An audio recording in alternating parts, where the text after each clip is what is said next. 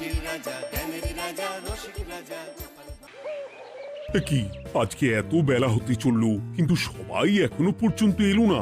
এই সব হলো কুঁড়েমির লক্ষণ মহারাজ। আপনি একদিন যারা যারা দেরি করছে তাদের চাপকে আর বলবেন না মহারাজ, আজকে গিন্নি কাঁচা লঙ্কা দিয়ে কুচো চিংড়ির ঝালটা যা বানিয়েছিল না, খেতে খেতে দেরি হয়ে গেল। গোলগাপ্পি দেওয়ার আর জায়গা পাও না না? বিশ্বাস করুন, সত্যি খুব ভালো রান্না করেছিল গিন্নি, তাই আবার আরেক হাঁড়ি ভাত চড়াতে বললাম। আর সেটা খেয়ে আসতেই তো দেরি হয়ে গেল। আরো এক হাঁড়ি? মহারাজ কিছু মনে করবেন না, এই পাঠশালা বন্ধ করে সব গুছিয়ে তারপরে এলাম। সুপ্রভাত মহারাজ। সুপ্রভাত মহারাজ। প্রভাত আজকে আর শুনেই, তোমরা সবাই এত কুঁড়ে হয়ে গেছো যে কি বলবো। মহারাজ, এই কুঁড়েমির আসল কারণ হচ্ছে চর্বি। কথায় আছে, যত বেশি চর্বি তত তাড়াতাড়ি মরবি। আপনি কি বলতে চাইছেন মন্ত্রী মশাই, যে আমি তাড়াতাড়ি মরে যাব আর আপনি মজা দেখবেন? ঠাকুর ঘরে কে, আমি তো কলা খাইনি ব্যাপার হয়ে গেল। গোপালের একদম মোক্ষম জায়গায় আঘাত লেগেছে, যাকে বলে ওই আঁতে ঘা। তুমি বেশি কথা বলো না বৈদ্য, ছুঁচ করে চালুনির বিচার। হ্যাঁ, বৈদ্য তো দেরি করেই এসেছে। আমার মনে হয় প্রত্যেককে এমন ভাবে প্রশিক্ষণ দেওয়া দরকার যাতে তারা একটু চনমনে হয়ে ওঠে। হ্যাঁ মহারাজ, তাহলে আগামীকাল থেকেই শুরু হোক ব্যায়াম আর অস্ত্র শিক্ষা। হ্যাঁ, কুঁড়ে থাকলে রাজ্যের কোনো বিপদ আপদেই সভাসদেরা কাজে আসবে না। ঠিক বলেছেন মহারাজ। তাহলে আর দেরি কেন, চলো সবাই এখনই আমরা মাঠে যাই। এই তো মহারাজ ভরপেট খেয়ে এলাম, এখনই মাঠে? ও সব অজুহাত দিয়ে লাভ নেই, চলো চলো চলো।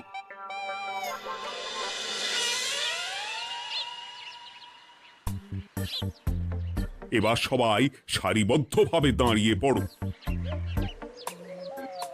এ কি, গোপাল কোথায়? মহারাজ, গোপাল আপনার পিছনে দাঁড়িয়ে আছে, চুপি চুপি। এই গোপাল, যাও যাও, মাঠের মাঝখানে গিয়ে দাঁড়াও। এই চাঁদি ফাটা রোদে কেন মহারাজ সুস্থ শরীরকে ব্যস্ত করছেন? এইসব বাজে কথা শুনতে চাই না। শুয়ে বসে থেকে শরীরের কি অবস্থা করেছো?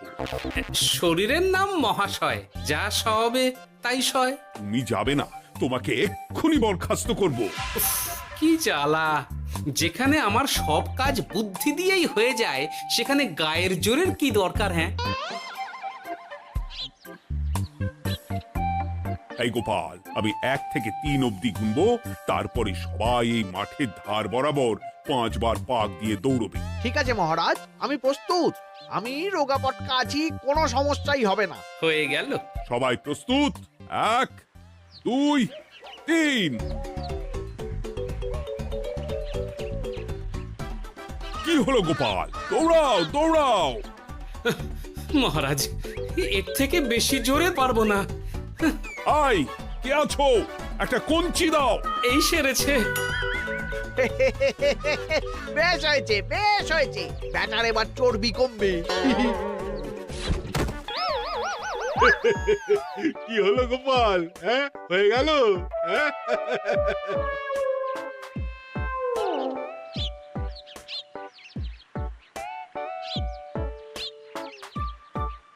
এই উল্টে উঠি, আমাদের দাদু উল্টে গেছে। হ্যাঁ, তাই তো দেখছি। চল চল গিয়ে দেখি। উফ, চেহারার কি অবস্থা বানিয়েছো গোপাল? হ্যাঁ, এতটুকু দৌড়তে গেলেই চিটপটাং। তাড়িয়ে দিন মহারাজ, এরকম বেঢপ চেহারা সভাসদকে আমাদের দরকার নেই। না না, তা বললে হবে নাকি গোপাল? তুমি এক্ষুনি বাড়ি চলে যাও, কালকে আবার মাঠেই দেখা হবে। এই দাদু, বাড়ি চলো। ওরে বাবারে!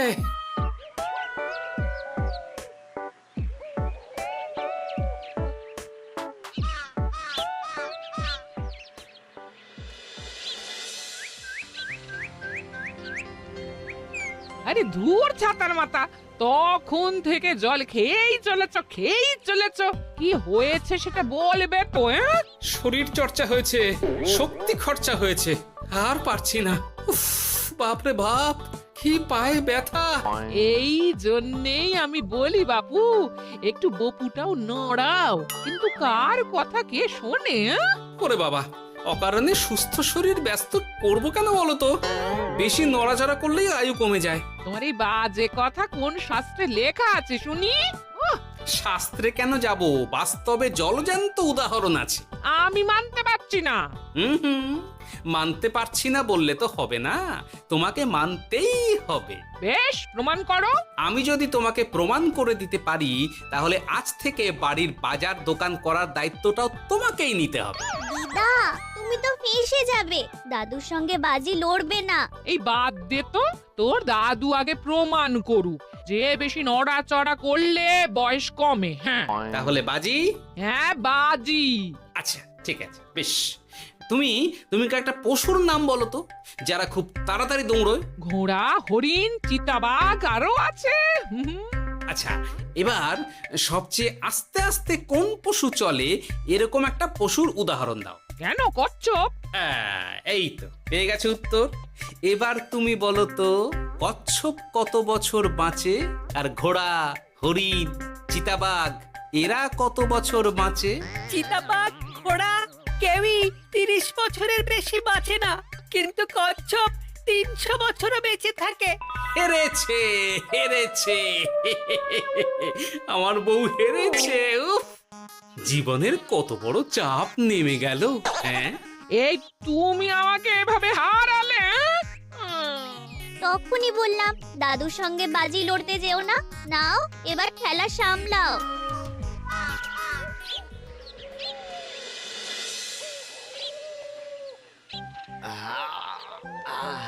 আরো ভালো করে মালিশ কর। আজকে ছোটাছুটি করে পা দুটো বেশ ব্যথা ব্যথা করছে। কালকে তো আবার অন্য পরীক্ষা। আরে আমার হালকা চেহারা আছে, সব সামলে নেব। কালকে তো অস্ত্র চালনা হবে, কালকে আমি কাঁপিয়ে দেব। কাঁপাতে তো হবেই মন্ত্রী মশাই। আমরা আপনার শরীরে এমন ঘষা মাজা করে দেব না, মনে হবে আপনি না একটা জলযন্ত্র অস্ত্র চালনা করতে যাচ্ছে। বাস এই তো চাই।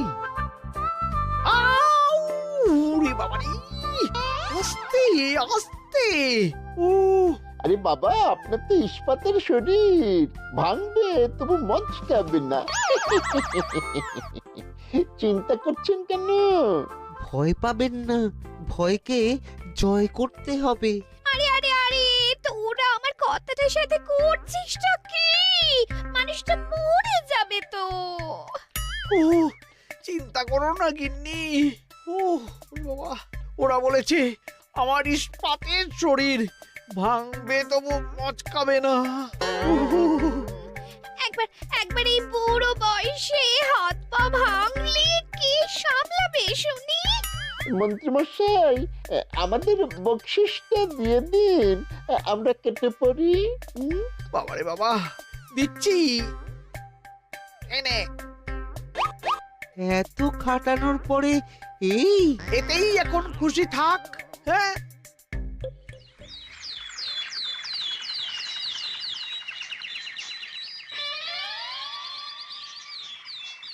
এবার তোমাদের সকলকে অস্ত্র শিক্ষা দেওয়া হবে। উফ, রোজ রোজ কি জ্বালাতনে পড়েছি, বাপরে বাপ। বাবা মা কাউকে ডাকার দরকার নেই, ভালো না লাগলে রাজসভা চাকরি ছেড়ে চলে যাও। মহারাজ, এটা তো উচিত নয়। যে যেটাই পারদর্শী তাকে সেটাই করতে দিন না। একটা বাঁদরকে যদি আপনি বলেন শিকার করে মাংস খেয়ে দেখা, সে কি পারবে মহারাজ?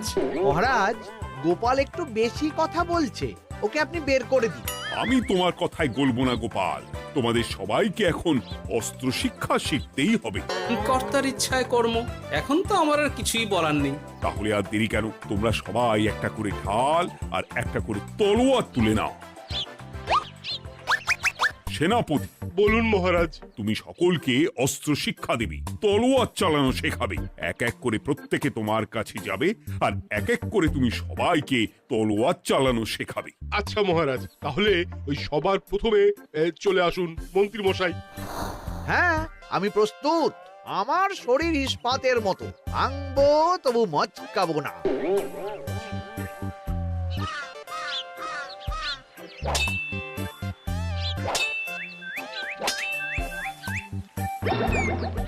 কি কেমন দিলাম? অত সহজ নয় সেনাপতি। আমি মন্ত্রী এমনি এমনি হইনি, আগে অস্ত্র শিক্ষা শিখে তবে মন্ত্রী হয়েছি। এটা কি হলো? হ্যাঁ, আপনি অস্ত্র শিক্ষায় পারদর্শী, কিন্তু আরো বিচক্ষণ হতে হবে। কারণ আজকে এই পাগড়ির জায়গায় আমি যদি তলোয়ার আপনার গলার দিকে চালাতাম, তাহলে কিন্তু আপনার এই ভবলীলা এখানেই সাঙ্গ হয়ে যেত। ঠিক আছে, ঠিক আছে, মনে রাখবো। এবার বাকিদের তো ডাকো। হ্যাঁ, এরপরে তলোয়ার চালানো শিখতে আসবে গোপাল। গোপাল দাদু, গোপাল দাদু। বাবা বাবা বাবা, গোপাল তুমি আবার দল বল নিয়ে এসেছো। দেখি তোমার কত দম। গোপাল, তুমি প্রস্তুত হও। হ্যাঁ হ্যাঁ, আমি প্রস্তুত। ওরে বাবারে, এ তো ভয়ানক চাপের কাজ, আমাকে বেশ বেগ পেতে হচ্ছে। সামলাও গোপাল।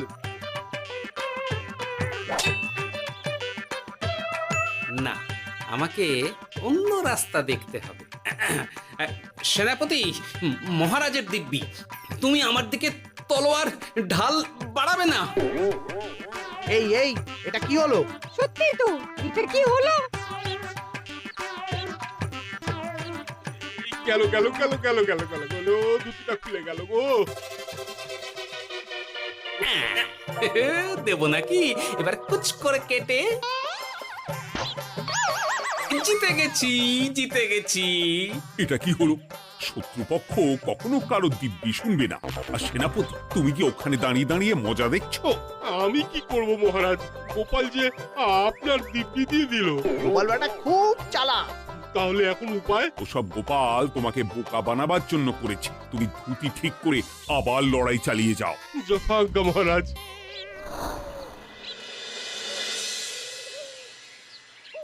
কিরে ন্যাপলা, তোদের দিদা আমার জন্য কি রান্না করে পাঠিয়েছে রে? এই তো ভাত, আলু সেদ্ধ, এই পুঁই শাকের ঝোল আর রুই মাছের ঝাল। আর তোদের যে তোষক, বিছানার চাদর আনতে বলেছিলাম, এনেছিস তো? ওই তো দাদু, কুটির কুড়িতে আর বাকিরা সবাই ধরাধরি করে নিয়ে আসছে। ব্যাস, তাহলে তার কোনো চিন্তা নেই। খেয়ে একটা জব্বর ঘুম দেব, কারণ এখানে যা রঙ্গ দেখছি তাতে বিকেল হয়ে যাবে। তলোয়ার শিক্ষা আজকের মতন এইটুকুই থাক। এবার শুরু হবে বল্লম শিক্ষা। সবাই আবার আগের মতন সারিবদ্ধভাবে দাঁড়িয়ে পড়ো। আহ, তোদের দিদা ওই সবটা কিন্তু বেশ জব্বর বানিয়েছে। তোদের দিদার হাতের রান্নার কোনো তুলনাই নেই। আহা, কি স্বাদ! কি গোপাল আবার কোথায় গেল? এই তো মহারাজ, আমি এখানে ওই পুঁয়ের ঝোল আর রুইয়ের ছাল দিয়ে ভাত খাচ্ছি। এসব কি মাঠের মধ্যে খাওয়া? আরে শরীরটাকে তো রাখতে হবে। তাড়াতাড়ি খেয়ে এইদিকে এসো। আসছি আসছি আসছি। এবার আমি তোমাদের দেখাবো কিভাবে বল্লম নিয়ে তেড়ে যেতে হয়। দেখান মহারাজ।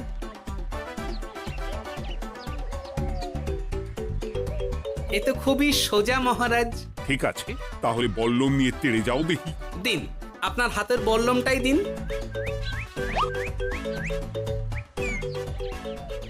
আরে আরে, গোপাল তো মাঠ থেকেই চলে গেল। আমি ডেকে আনছি মহারাজ। আরে আরে, ও গোপাল, গোপাল, মহারাজ ডাকছেন। থামো থামো। মহারাজ বলেছেন বল্লম নিয়ে তেড়ে যেতে, তেড়ে গিয়ে আবার ফিরে আসতে তো উনি বলেননি। আরে, এ তো মহা মুশকিল। উনি এক্ষুনি তোমাকে মাঠে ফিরতে বললেন। সেটা আপনাকে বলতে পারে সেনাপতি, আমাকে তো বলেনি। আমি চললাম।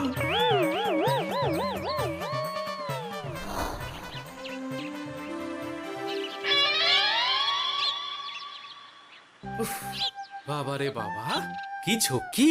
অনেক বুদ্ধি করে মাঠ থেকে খাটে চলে এসেছি। আমি আর উঠছি না। এ কি বলি, তোমাদের তো এখন অস্ত্র শিক্ষা নেওয়ার কথা। হ্যাঁ, তোমার বলা নেই, কোয়া নেই, অমনি বাড়ি চলে এলে। আরে বাবা, ওইসব অস্ত্র শিক্ষা মানেই সুস্থ শরীরকে ব্যস্ত করা, অসহ্য খাটনি, অযথা কষ্ট। কষ্ট করলে তবেই কেষ্ট পাওয়া যায়। হ্যাঁ, তোমায় আমি আগেও বুঝিয়েছি, যেখানে বুদ্ধি কথা বলে সেখানে দেহের শক্তি নীরব দর্শক গিন্নি। আরে বাবা, সে না হয় বুঝলাম, কিন্তু মহারাজ তো ভালোর জন্য সবাইকে অস্ত্র শিক্ষা দেওয়ার চেষ্টা করছে না? আরে বাবা, যার যা কাজ তাকে সেটা করালেই পারে। মহারাজ তো সেটা বুঝতেই চাইছেন না। আমি এখন ঘুমো।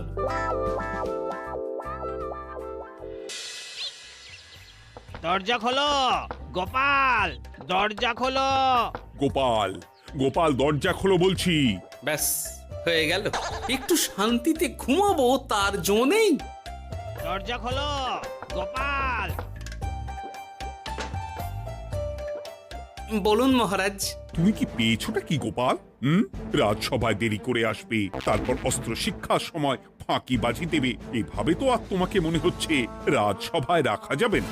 মহারাজ, গোপাল তো মুখের কথার লোক নয়, ওকে তাড়িয়ে দিই। কেন মহারাজ? আমি কি এমন মহাপাপ করেছি যে আমাকে তাড়িয়ে দেবেন? এই যে আমার কথা শুনছো না, এটাই তোমার অপরাধ। অপরাধ নেবেন না মহারাজ।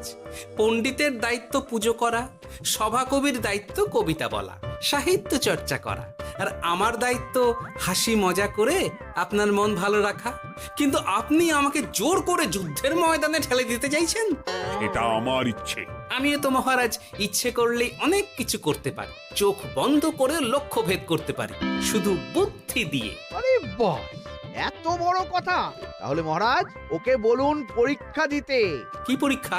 আমি একটা ঘরে বর্ম পরে দাঁড়িয়ে থাকবো। তোমার হাতে অস্ত্রও দেব, আমার মাথায় একটা আপেল থাকতে হবে, আর তুমি কিভাবে আমার মাথা থেকে ওই আপেল ফেলতে পারো দেখব। এ তো খুবই সোজা। কি গোপাল, তাহলে লড়বে নাকি বাজি? হ্যাঁ, লড়তে রাজি আছি। তাহলে আজ রাতেই হয়ে যাক পরীক্ষা। যদি এই পরীক্ষায় উতরে গেলে তো ভালো, নইলে তোমার চাকরিটা গেল। গোপাল, তুমি পারবে তো?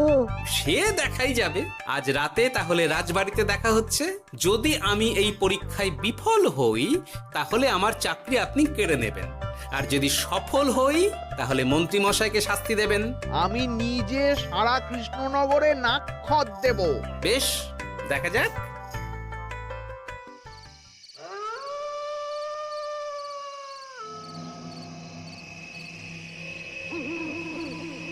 কি মন্ত্রীমশাই, ব্যবস্থা সব ঠিকঠাক হয়েছে তো?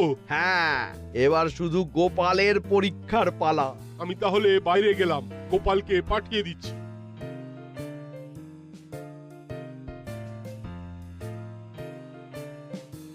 এবার যাও গোপাল, ঘরের ভিতরে যাও, দেখি তুমি কি করে মন্ত্রীর মাথা থেকে আপেল ফেলতে পারো।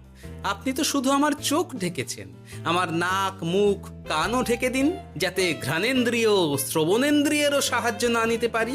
বেশ, তাহলে তাই হোক। আয়, কে আছো? গোপালের মুখ নাক আর কান ঢাকো। যথা আজ্ঞা মহারাজ। একটু একটু মোটা কাপড় দিয়ে নাক মুখ ঢাকো, হ্যাঁ, যাতে সেভাবে আপেলের গন্ধ না পাই। বেশ বেশ।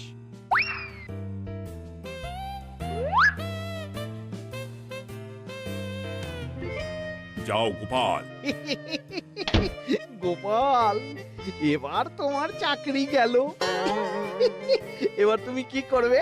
কি করবে? দৌড় ঝাঁপে ফাঁকিবাজি? হ্যাঁ?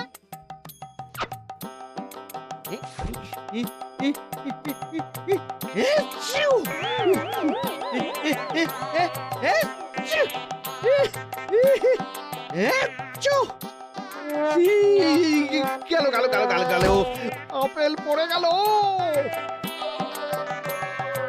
আপেল পড়ে গেল? মহারাজ, এর মধ্যেই গোপাল আপেল ফেলে দিয়েছে। ঘরের ভেতরে চলো।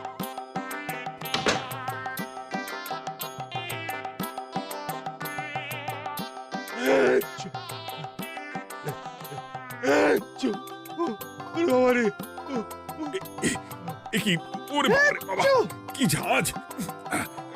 ওরে বাবারে বাবা। কি মহারাজ, দেখলেন তো গোপালের চমক? অস্ত্র ছাড়াই আপেল ফেলে দিলাম। কি, এটা তো তুমি নীতি বিরুদ্ধ কাজ করেছো। সারা ঘরে নস্যি ছড়িয়ে দিয়েছো। মহারাজ, হাঁটতে গিয়ে আপেল পড়ে গেছে। এবার সারা কৃষ্ণনগরে নাক্ষত দিতে হবে। সত্যি সত্যি গোপাল, বুদ্ধি তো তোমার জুড়ি মেলা আভার। আমার নাম গোপাল ভাঁড়, একটা কথা মনে রাখবেন, কেউটে সাপের লেজে পা দেবেন না, আর গোপালের কাজে বাধা দেবেন না। যে কাজ বুদ্ধি দিয়ে করা যায় তার কাছে শক্তি ছোট্ট শিশু মাত্র। সত্যি গোপাল, আজ তুমি সেটাই প্রমাণ করে দিলে। আর আজ থেকে তোমাকে তোমার ইচ্ছার বিরুদ্ধে খাটাবো না। তুমি খাও দাও, ভুড়ি বানাও। যার যা কাজ সে তাই করবে। যেমন এখন মন্ত্রী মশাই নাক্ষত দেবেন। হ্যাঁ, ভুল করে বাজি ধরে ফেলেছি, এখন নিজেই চাপে পড়ে গেলাম। তাহলে আর দেরি কেন? নাক্ষত এখন থেকেই শুরু হোক। কৃষ্ণনগরের রাস্তা শেষ হতে হতে সকাল হয়ে যাবে।